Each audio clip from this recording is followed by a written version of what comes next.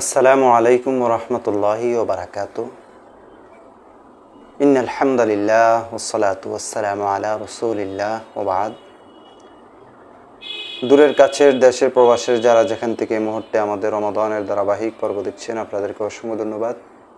প্রিয় দর্শক, আজকে আলোচনা করব আল্লাহ তাআলা পুরা রমাদানটাকে এত সুন্দরভাবে সাজিয়েছেন,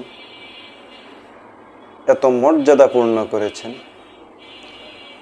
কি আছে এই রমাদানে, আর কি আছে এই রমাদানের শেষ দিকে গুরুত্বপূর্ণ একটি দিবস, যার নাম হলো লাইলাতুল কদর। আল্লাহ তাআলা এই লাইলাতুল কদর সংক্রান্ত একটা সূরা অবতীর্ণ করেছেন 5 আয়াত বিশিষ্ট। আল্লাহ তাআলা সূরা কদরের মধ্যে বলেন, ইন্না আনজালনাহু ফি লাইলাতিল কদর, নিশ্চয় আমি কোরআনকে কদরের রাতে নাজিল করেছি। প্রশ্ন হলো যে আল্লাহ তাআলা কোরআনুল কারীম কি দুনিয়াতে পুরাই কি একসাথে নাজিল করেছেন কদরের রাতে?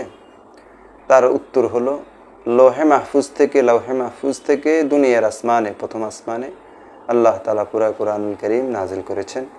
পরে নবীজির উপরে জিবরিল আমিনের মাধ্যমে যখন যা প্রয়োজন, যতটুক প্রয়োজন অতটুক নাজিল করেছেন। তো কোরআনকে কদরের রাতে নাজিল করেছেন, আর এই কদরটা রমাদানে। এর মানে হলো রমাদানে কোরআন নাজিল করেছেন কদরের রাতে। আল্লাহ তাআলা নবীজিকে কদরের গুরুত্ব বোঝানোর জন্য বলছেন, ওয়ামা আদরাকা মা লাইলাতুল কদর, লাইলাতুল কদর কি আপনি জানেন হাবিব? আপনি কি জানেন লাইলাতুল কদর কি? আল্লাহ তাআলা বলেন, লাইলাতুল কদরি খায়রুম মিন আলফি শাহর। এই লাইলাতুল কদর হলো 1000 মাসের চেয়েও শ্রেষ্ঠ এই রাতটা। অর্থাৎ 83 বছর 4 মাস যদি কেউ লাইলাতুল কদর পায়, তাহলে 83 বছর 4 মাস ইবাদত করলে যে সওয়াব, এক রাতে ইবাদত করলে সেই সওয়াব পাওয়া যাবে। শুধু কি তাই? এই রাতে ইবাদত করলে আমরা যা কিছুই করি, ফেরেশতাগণ সবগুলো আল্লাহর আদেশে লিপিবদ্ধ করেন।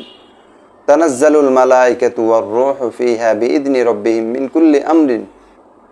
আমরা যা কিছু, যত আল্লাহর হুকুমে ফেরেশতাগণ অবতীর্ণ হন, সাথে জিবরিল আমিন অবতীর্ণ হয়ে আমরা যা কিছু করি সব কিছু লিপিবদ্ধ করেন আর শান্তি বর্ষণ করেন। কতটুকু পর্যন্ত?